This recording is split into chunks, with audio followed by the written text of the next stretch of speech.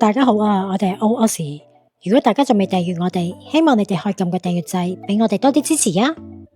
大家知唔知喺墨爾本西區有個真正澳洲空軍博物館，係位於空軍基地入面，係要事先預約，到閘口要出示身份證或者 passport 先放你入去。我住喺墨爾本幾年，一直知道有呢一個博物館，但係最近爸爸媽媽過咗嚟墨爾本，為咗安排佢哋嘅行程，然之後去咗一次。呢個就係 RAAF Museum 啦，即係皇家澳洲空軍博物館，係位於墨爾本西區 Point Cook。呢個地方係免費入場嘅，有幾十架真實嘅戰機近距離俾你睇，仲有真嘅古董飛機喺你頭頂低飛。所以今日我決定做埋大家嘅私人導遊，由歷史背景講起，帶大家睇晒每一個展館，仲會教你哋去之前要知嘅實用資訊，避免網門釘。準備好未呢？我哋一齊出發啦！入去睇飛機之前，我想先講講呢個博物館嘅背景。喺1912年，即係100幾年前，澳洲第一批軍事飛行員就係喺 Point Cook 呢片土地嗰度起飛。當時未有商業航空，但係一班膽粗粗嘅澳洲人已經坐住木頭同埋帆布砌成嘅飛機飛上天空。呢度係澳洲軍事航空嘅發源地，皇家澳洲空軍嘅搖籃。一戰同埋二戰期間，成千上萬喺度訓練出嚟嘅後生仔，遠赴前線，用生命守護澳洲。所以行入 RAAF Museum， 你唔止係睇展品，更係踏入澳洲空軍歷史。博物館成立於1952年，收藏咗百年珍貴文物。最正嘅係，佢位於至今仍然運作緊嘅真實空軍基地入面。入去之前要預約，入閘嗰時要過保安關卡，出示有相嘅身份證明，感覺保衛好森嚴。行入博物館，每個團體都會被嗌返一個導賞員去陪住我哋睇嘅。第一個展館係整個博物館入邊，我個人認為最震撼嘅一個展館，就係攻擊機同埋偵察機展館。行入去嗰時，燈光已經變暗，佢有幾個好大嘅熒幕，播放住10幾分鐘嘅沉浸式光影音效表演，仲有戲院級別嘅環迴立體聲、動態燈光，仲有真實嘅飛行員嘅訪問片段，配合埋幾架巨型飛機展示喺你嘅身邊。睇住呢幾條片同埋真實嘅飛機，令我諗起 Tom Cruise 嗰套電影 Maverick 咁。展館入面停咗幾架怪獸級飛機，其中2架分別係 F111C Supersonic Strike， 佢係美國 General Dynamics 設計，專門俾澳洲空軍訂製嘅版本，有更長嘅機翼、更大嘅載彈量。佢最特別嘅設計係可變後掠翼，起飛同埋降落嗰時機翼係攤開嘅，同低速翼展設計類似。但係一旦衝刺加速，機翼就會自動向後縮埋，貼近機身，阻力大減，可以飛到超音速。睇住架飛機翼變形，係好科幻感嘅一幕。而呢個真係60-70年代嘅技術嚟嘅。另一架就係 FA-18 Hornet， 佢係雙引擎超音速戰鬥機。澳洲用嘅版本由1984年開始服役，喺澳洲空防嘅主力差唔多30年。Hornet 嘅好處係佢同時係戰鬥機同攻擊機，即係 Fighter 同埋 Attack Aircraft， 即係 FA 嗰個意思。一機兩用係當年設計上嘅重大突破。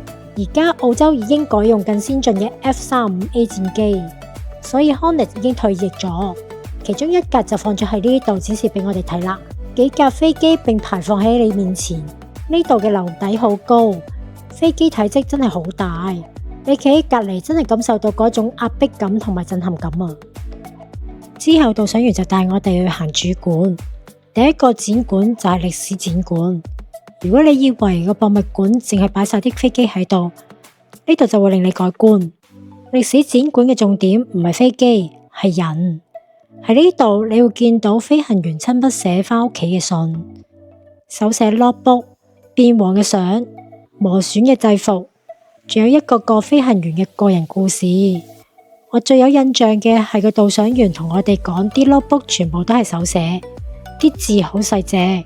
雖然嗰時係用墨水筆寫嘅，但全部隻字都睇得清清楚楚，可以見到啲飛行員係幾咁一絲不苟。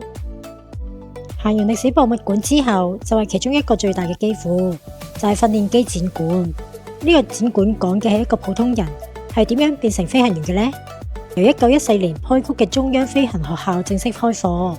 100幾十年嚟，訓練方法、訓練用嘅飛機都係不斷進化。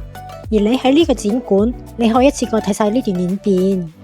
最令我驚喜嘅係 Tiger Moth 架飛機係黃色嘅，雙翼好細架，睇起嚟同細個玩嗰啲玩具飛機冇乜分別。但係呢架係貨真價實嘅一代訓練機，喺二戰期間培訓出成千上萬嘅飛行員，唔係得澳洲㗎，喺英聯邦各地都係用 Tiger Moth 嚟做訓練機㗎。你想象下，喺1940年代，一個後生仔入伍，第一架飛嘅飛機就係呢一架開放式座艙，冇油壓助力，全靠手感嘅 Tiger Moth。喺高空，風直接打喺你塊面，靠嘅純粹係飛行技術。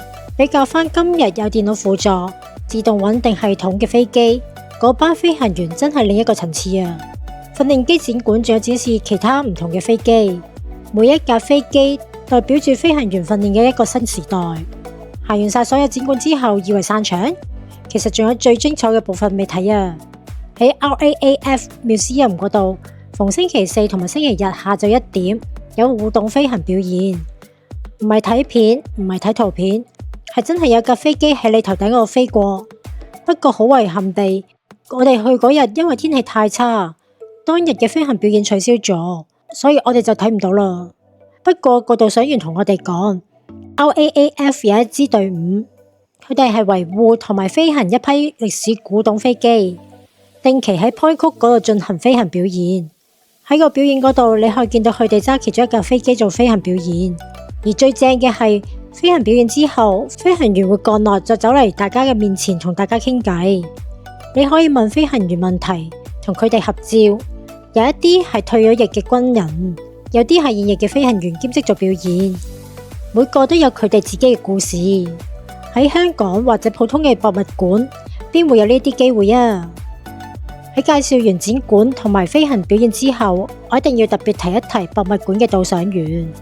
佢哋好多都係退咗役嘅 RAAF 人員，有前飛行員，有前技術員，有前後勤人員，年齡由60幾歲到70、80歲都有。我哋當日嘅導賞員應該都有70幾、80歲嘅老先生，佢哋會帶住我哋行各個展館。你一開口問問題，佢哋就會講解俾你哋聽。所以我嘅建議係，行入博物館唔好淨係睇展板，可以主動同佢哋傾下偈，你嘅體驗會完全唔同㗎。好，終於嚟到最實用嘅部分，就係有關個地點、交通、開放時間、飛行表演同埋入場資訊。首先，我哋就講下個地點啦。佢哋就喺 Point Cook 嘅呢一笪地方。如果由墨爾本 CBD 出發，大概要揸30幾40分鐘左右。至於交通方面，公共交通就唔係好方便，建議都係自己揸車。停車場係免費嘅，但係網上預約嗰陣時必須事先入定車牌號碼。如果唔揸車嘅話，最近火車站係 Williams Landing 嗰個站，再叫 Uber。